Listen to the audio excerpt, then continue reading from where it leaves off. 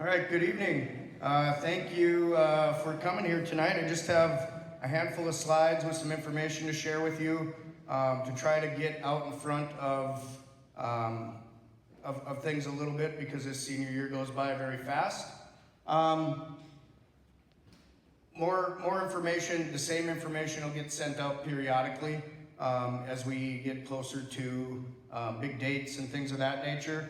We'll have at least a quarterly meeting with the senior class to share that information as well, in hopes that they'll bring that info home to you, but we'll also throw it out in newsletters, Blackboard messages, whatever it is, just so nobody misses out. We'll do our best to get you the information that you need.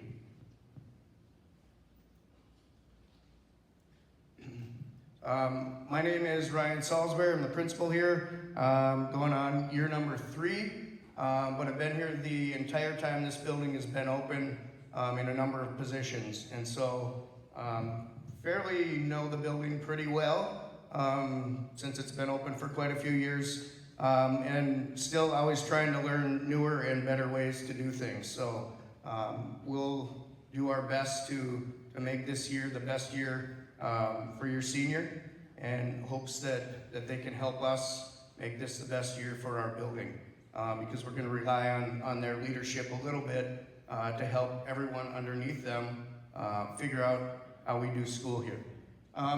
Handful of things to look at. October 25th is a free college app day, so an opportunity to put an application in to North Dakota colleges at no cost. I think typically it's anywhere from 25 to 40, 50 bucks. And so we encourage you to definitely do that. Even if right now you're not thinking that you're gonna go to a school in North Dakota. It'll happen a little bit differently. I'm not sure what the process will be right now. Prior to having an A-B schedule rotation, our counselors went into every senior English class on that day. And now they're going to be off, those classes will be offered on the 25th, but also either the day before or after. And so they'll have to figure out how that's going to look. But nonetheless, that will be there. Sometime in November, a date hasn't been set, but anyone looking to take or retake the ASVAB, potentially to get a better, higher score for the military or anything else, look for information on that. I do apologize. My voice is a little scratchy. Been talking a lot the last couple of days and battling a little bit of a cold, but so we'll send information on that when it gets closer to that date. I just talked to our Jostens rep, Todd Cameron, today, and on Tuesday, October 3rd, we'll have a short presentation here during Flex. He'll present his information and then have information for you to take home on how to order caps, gowns, and anything else that you want that has a senior class of 2024 on it. That same week, Friday, October 6th, those orders will be due. He sets up shop in the Commons from 10 to 12:30, so right before first lunch, all the way through third lunch, where students can come and turn that stuff in. I do believe in the packet there's a way to order online as well. And so it's pretty seamless. The one thing, if as a graduate, you are planning to walk in the ceremony, at bare minimum, you have to order a cap and gown, okay? We don't provide that for students, so at the minimum, you have to do that if you're gonna participate. And so I wanna make sure, I know sometimes that seems like common knowledge, but never hurts to throw it out there so people know and understand. And then one of the last big things, senior photo submissions for the yearbook are going to be due by February 29th. You have plenty of time, and we'll get information out to where those actually go to. I just got that date today, thinking it might be good to at least put on your calendar to set reminders that, hey, I got to get this submitted. It actually will go to Mallory Morris, most likely, who is our yearbook teacher, but she may have a place, a Dropbox or something. Once we have that set up, we'll make sure everyone has access to that on Schoology, and then send it home for any parents that maybe want to ensure that the right picture gets uploaded. So we'll go with that. okay? You can't see the print up top. I just want to highlight a couple things with honor cords. If you've ever been to one of our ceremonies in West Fargo, there's two things that typically get recognized at this point. It's one, if you're an NHS student, National Honor Society, and two, if you've earned an honor cord. There's a carrot and a cross that would go by the student's name if they earn that. I'm not sure if any of that will change moving into this graduating class, but this is what we've typically done. So I want to just outline, because we've had some confusion as to how do you actually earn this, okay? And so one, the two are not associated. Oftentimes NHS students will earn an honor cord, and students that earn an honor cord are sometimes in NHS, but they are not connected in any way, shape, or form, okay? It's purely coincidental. To earn an honor cord, it is based on your weighted cumulative GPA through semester one of your senior year. So unfortunately, the second semester of your senior year has zero bearing on this. And that's, I think, where people get caught up, sometimes angry, because at the end of their senior year, I earned this, and that's amazing. At some point, we have to have a cutoff so we know what to order, okay? And so I want to be very upfront with that, so that everybody knows. And then it's a 3.5 GPA or higher. If it's a 3.48, it's not a 3.5. And so there has to be a distinguishing line that we go by, and that is what it is. And so it's 3.5 or higher, okay? Questions on that? One more thing to point out. I know other schools, West Fargo High, I think, hands those out with their cap and gowns. I think we did that once, and then 20, 30 of them got lost. And so we will give them out to students on the day that we practice, which is the Friday before graduation. They will be on their chair at Shields Arena, ready for them to take home. Unfortunately, 8 minutes after someone left last year, they did lose it. We'll have a couple extras. I don't know how that happens. But it did happen. And so we're gonna hold on to those, give them out 2 days before graduation, and then students, make sure you have those on if you earned that. Just want to highlight the attendance policy. Even with a block schedule, we will be going with 10 days. But the defining factor here is only 5 per quarter, okay? Now, if your student hits that 10th or 11th day, it doesn't necessarily mean we're gonna drop them out of Power School and say good luck. That means that hopefully we've worked with you and them leading up to that.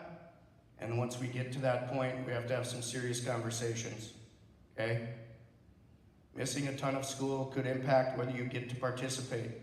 It will definitely impact whether you actually graduate. And when we sit in our senior meetings Thursday, we'll have this conversation. It is a sad, sad state of affairs when we're sitting here talking about this, and the bulk of the kids in the auditorium are excited about graduation. But then you look out and you see faces that are sweating, they're worried, very anxious because they know I didn't do what I was supposed to do early on. And so attendance truly plays a huge role in this, and so make sure that you're here, okay? Let's see if I have anything else. One more thing on attendance, please call in for your kids if they're sick. And if possible, if they're at the dentist, chiropractor, doctor, mental health appointment, anything like that, bring in a note, they'll code it as medical, and it doesn't get counted on your attendance, okay? Try to do that if you can. If you forget and you remember a week later, send it in with your student, okay? We can go back and make that change very, very easily.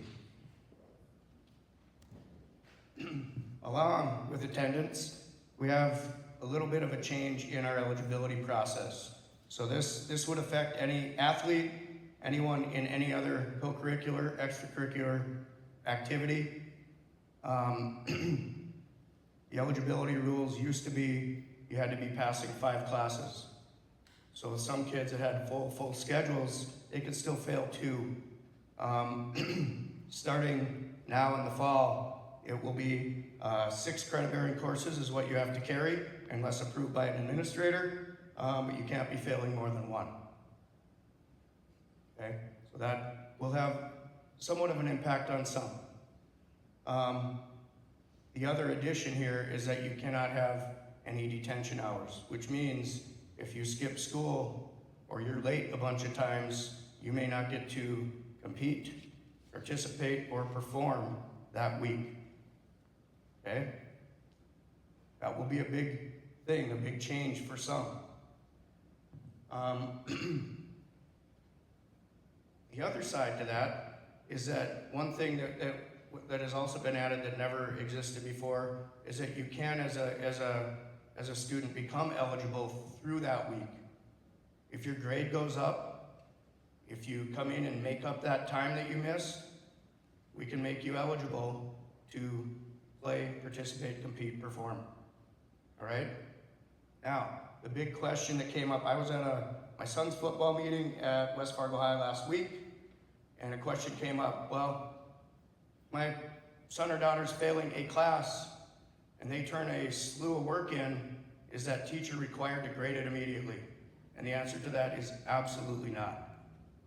Absolutely not. Be responsible, okay? If there is some circumstance that stopped you from turning something in or taking a test, yes, they will work with you. They're reasonable people. But if you've neglected to do your job as a student and you drop 10 assignments on their desk and say, grade this, it's 3:30 on Friday, I need to play on Saturday, that ain't gonna happen, okay? And so, just be cognizant of that, all right? Our teachers will update grades at minimum once a week the night before eligibility is pulled. And so for sure that will happen. Now, we do make mistakes, okay? There's gonna be mistakes in attendance and in grades, and once that gets pointed out to us, we work with the student and that teacher, and we get it figured out, okay? Sometimes it's right up 10 minutes before competition time, before we get it figured out, but we will figure it out at all costs, okay?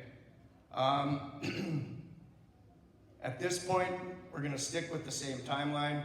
We pull a preliminary eligibility list on Thursday, send it out to our staff, okay? That would be anyone that's failing a class.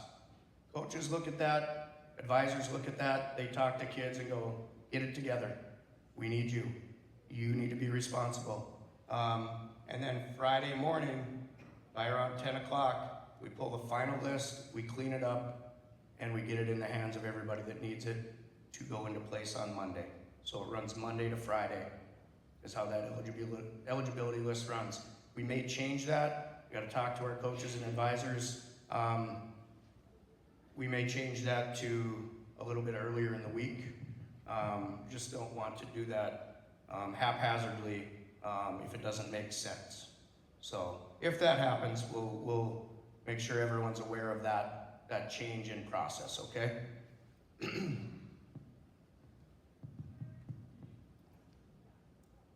More about eligibility. This is an addition too. You have to attend all classes in that day if you plan to practice, compete, or go to a contest, okay? Before, it was a half day leading up to whatever it was. You had to be in class. You have to be here all day. The only exception would be funeral, a medical note, and that's probably about it.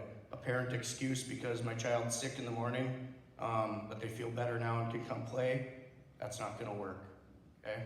If they're that sick, they probably shouldn't be around the group that they are competing with or performing with.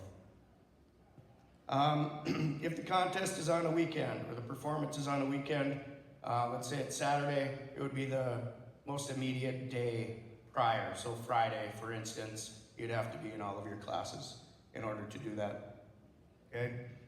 Some of you have probably looked at new legislation, maybe some haven't.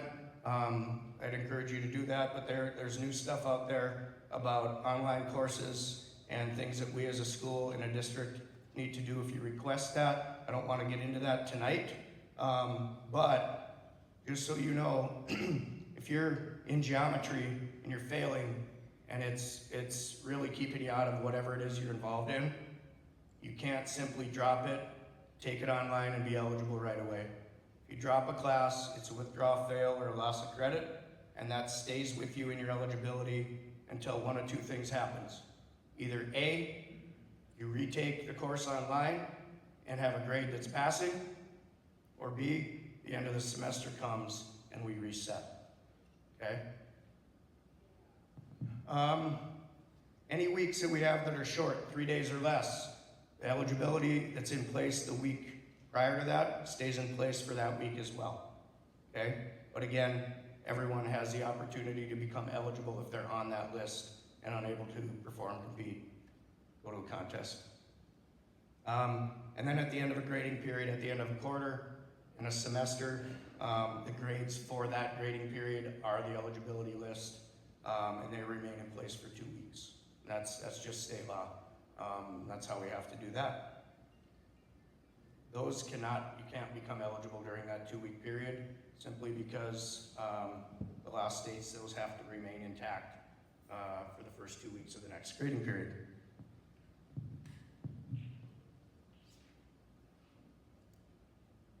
All right, winter formal, prom, graduation, things of that nature, you must meet eligibility requirements to do that. I would suggest if you're missing class or you're tardy a lot, I would suggest that you take care of it in a timely manner and don't let it bunch up, because what's not gonna happen is the week prior, I'm not gonna allow that to become my burden, okay? I've got enough to do, as do our teachers, the rest of the administrators, counselors, and office staff. Take care of that on your time and in a timely manner, because when the office gets flooded with people that now want to go to prom, and now it's important to me to make it up, we don't have time or space to always do that. And so you might end up on the short end of things if you let things get away from you. In terms of graduation, you obviously have to be meeting this, but you also have to meet the graduation requirements by Thursday, May 23rd, so prior to practice on the 24th. I think that's the right date. Or if you're in any online courses that you need to graduate, whatever the date of end for that is, it might be a little bit earlier than the 23rd. It definitely won't be after, okay?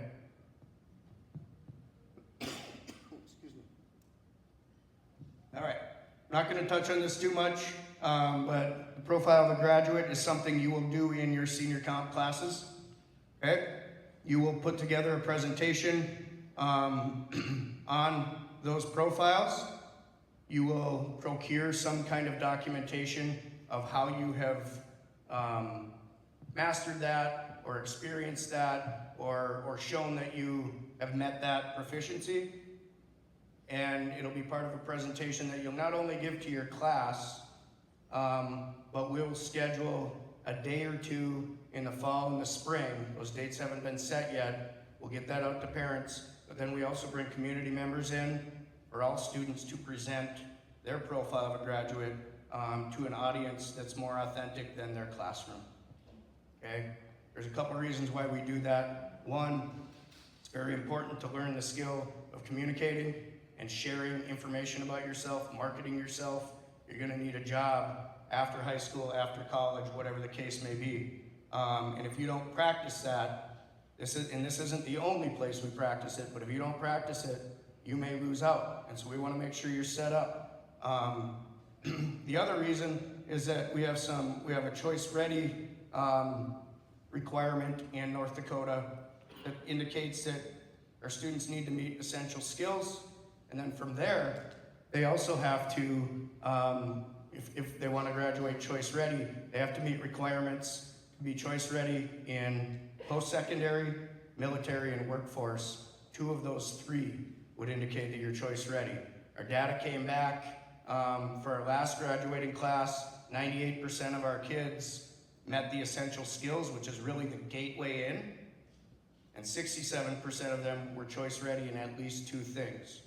Okay, our goal was 65% and 95%, and we hit and exceeded them. And when you're looking at, 3 to 5% of, I think that class was dang near 400 kids, that's all right. That increase is all right. And so the goal is that we keep that 98. If we can get it up higher, that'd be great. But increase that 67 even higher for next year. Because what that indicates to me, even though you all know as much as I do, that you can take any data set and manipulate it and make it say what you want it to say. When I've looked at this stuff over the last few years, there's some power in looking at where we're hitting the mark as a school and a district and where we need to kind of beef up our effort. And so that data is very telling, it's very real. And my hope is, I've been told that there's a dashboard being created. I know that's happening. Not sure when the launch part will happen. But in Power School then, at some point, we should be able to see where every student is at in terms of choice ready. And then when that's done, where everyone's at in terms of the North Dakota State Scholarship. Okay, because they're not hand in hand, but there's a lot of similarities that go along with that.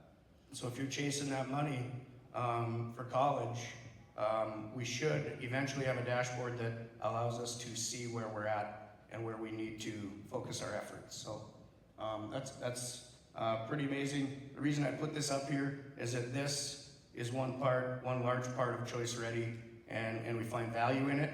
When I sit and listen to kids present, whether I know them really well or not so well, I always learn something new about them that would never come up in conversation. So lots of power there. All right, senior expectations, okay? One thing that I feel has dropped off a little bit over the last few years is us leveraging you to help the people underneath you. Sophomores, juniors, freshmen especially, be a leader in the building, okay? You can do that in a way that everyone sees it and hears it, or you can do it very quietly. I would encourage you not to do it with force. That would be bad. But if you can model how you respect yourself by doing the things that you need to do, okay? Setting goals and meeting whatever those goals are. As a senior, you can respect each other by treating people kindly, okay? If you don't like somebody, that's fine. No one has to know about it. And just taking people that look like they need help and helping them out. That's what seniors are supposed to do. Take some pride in this school, take some pride in this district and community that has sat here and supported many of you since you started kindergarten, okay? And then the last one is respect the environment. We've seen so much disrespect to not only our physical building, but just what we see and hear around us from all ages of kids in here. That has to stop, okay? More positivity in here, the better. And if you're not feeling it someday, just be quiet. Okay, go about your day, go about your business, and then jump in when you're ready the next day or the day after. But those are the things that we're gonna ask you to do, okay? Very, very simple things. And if you can hit the mark there, even just a little bit, it's gonna help the younger students here that are looking up to you and watching you. That isn't only in the classroom, it's the hallway, the commons, the FTLAs, the court, the field, the stage, okay? Have some pride in what you do and why you do it. And the last thing I want to touch on, I have some information up here, but there's some in the commons out by the big staircase as well. But the Bank of North Dakota last year started a launch party for parents. Excuse me. This one will be on August 30th from, I can't see that very well, 5:30 to 7:30 at the lights. So it's everything from scholarships, FAFSA, military, college access, everything you need to figure out what you want to do. And if you've already figured it out, maybe they can help you. But they have prizes and things of that nature, and then presentations and tons of experts there all in one spot. So if you have questions, you can go get the answers for them. So they ask us to work with them. They partner with tons of community members and hold these things all over the state. So if you're interested and maybe there's something out there that you just don't know a lot about, that would be the place to get it. Okay? I think the one thing that I forgot, which is the most important thing, is when graduation is. I want to make sure the date is right. I've said it. It is May 26th.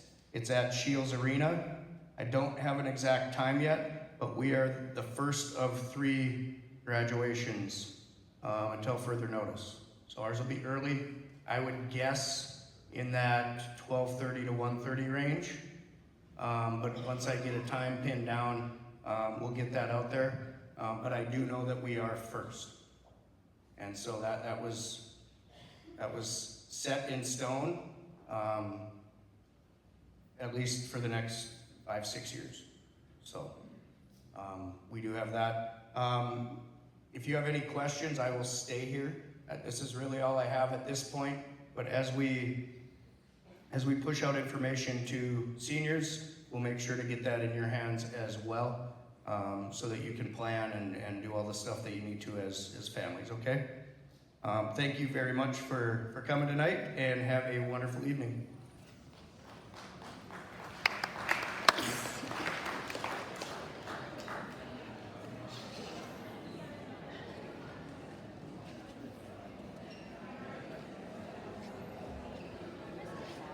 Yeah, sure.